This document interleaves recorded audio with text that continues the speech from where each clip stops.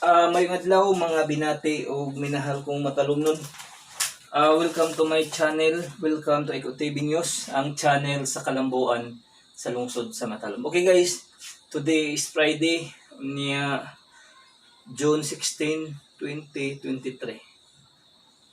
Sa mga negosyante nga ganahan magnegosyo dire sa lungsod sa Matalom, welcome mong tanan ha nga mo invest og business dire sa mong lungsod.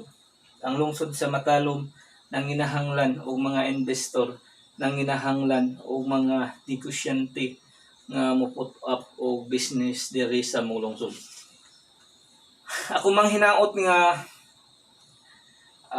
ato gihapong ikuan ha ipadayon ang pagpatronize sa atong Matalom Bordok. Ako mang hinaot nga atong hatagan og importansya atong ipatronize atong suruyon ngadto nga mamalitag to imnonon na ato moy sa Matalom Bordok na tindahan nga to guys. Po welcome mong tanan nga duha nga mo bisita sa atong Matalom Bordok. Nya sa mga kuan pod mga farmers, ako mang hinaot nga atong ipadayon og pananom kay puhon masimento na ng tanang barangay diri sa lungsod sa Matalom.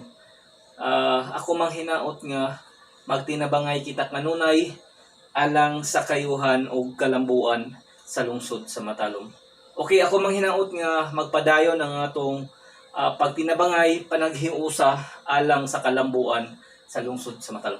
Ato gayong suportahan ang administrasyon headed by sa atong maabtik nga Mayor Eric S. Pahulio o tibuok Team Pahulio, sa mga konsihales, sa atong Vice Mayor si Eric G. Pahulio, sa tanang konsihal sa tibuok Team Pahulio.